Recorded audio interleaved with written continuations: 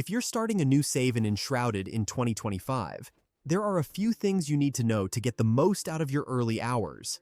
From world settings to survival strategies, I'll break down everything you need to start strong. Before I get into it, a quick question.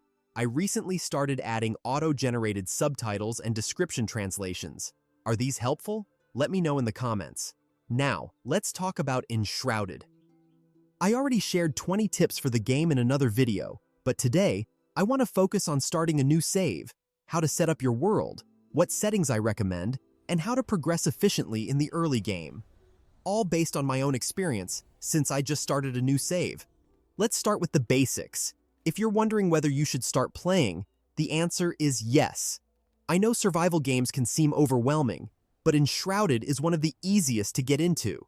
The combat is simple, the quest structure is clear, and quests actually help guide you by giving good early objectives. Building is also straightforward, though there's a small learning curve. First, you need to craft materials, then select a shape and finally place the structure.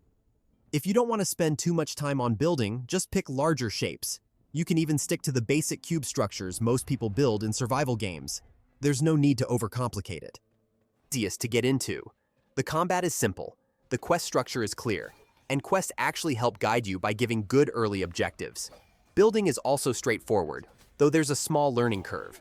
First, you need to craft materials, then select a shape and finally place the structure.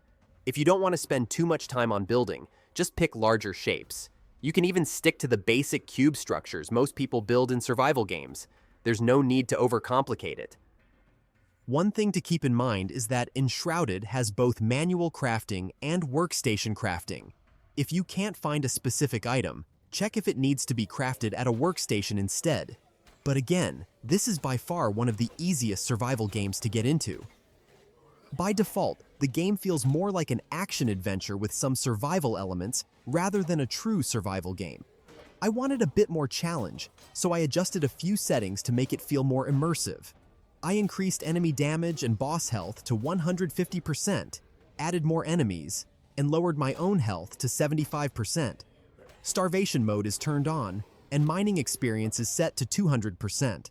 I also chose to keep all loot on death. Since I play solo, I prefer to keep my loot on death. If you die in the Shroud, whether by accident or just bad luck, it's not fun to fight your way back to recover everything, and you might die again in the process. In a group setting, I'd probably turn this off since reviving teammates makes it less punishing. But for solo play, this just makes the experience more enjoyable. The changes to enemy damage, player health, and starvation mode were to make Enshrouded feel more like a survival game instead of just an action RPG with crafting. The default settings make it feel more like an open-world adventure, which is fine, but I wanted more of a challenge. These tweaks do the trick. Now, about mining experience. This one is important. You don't gain experience from gathering wood or stone, and you also don't get experience for building. That means when you start constructing your base, your character progression basically stalls for a while. That felt off to me, so I increased mining XP to 200%. This only affects ores rarer than stone, so if I decide to build with those materials, at least I get XP from mining them, which keeps progression moving. If you're someone who just enjoys the act of building itself and doesn't care about leveling up through it, then you don't need to change this. For the smoothest start, I recommend setting up your main base at the first location the game suggests. There's plenty of space, the terrain is mostly flat, and with fast travel and gliding, getting around is easy. It's also better to hold off on building too much until you unlock the blacksmith and the magic chest. The second-tier pickaxe makes mining ores much faster, and the magic chest allows you to craft directly from your storage, though you still have to manually place building pieces. Waiting until you have these makes the whole process way easier. If you're playing solo, focusing on the red talent trees gives you the most survivability. I also highly recommend unlocking double jump early in the survivor tree since it's a game changer for movement. And finally, make sure to prioritize the grappling hook and glider as soon as possible. The game is designed for you to have these, and without them, getting around is a pain. If you try to play without them for too long, traversal becomes frustrating, so make them a priority. There are also two things you should never forget early on. Never go out without bandages because healing items are limited and fall damage can catch you off guard. And if you want to gain skill points efficiently, focus on elixir wells. They give you an easy way to make steady progress without grinding endlessly. If you want more in-depth tips, check out my 20 beginner tips video for Enshrouded. So, to quickly recap, don't stress too much about starting fresh. The game is beginner-friendly.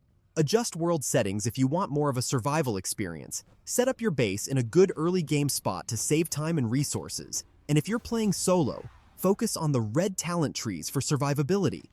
Unlock the glider and grappling hook as soon as possible. Always carry bandages, and prioritize elixir wells to progress faster. I hope this was helpful. If you enjoy short, to-the-point, but useful videos, consider liking and subscribing. Thanks for watching, and I'll see you in the next one.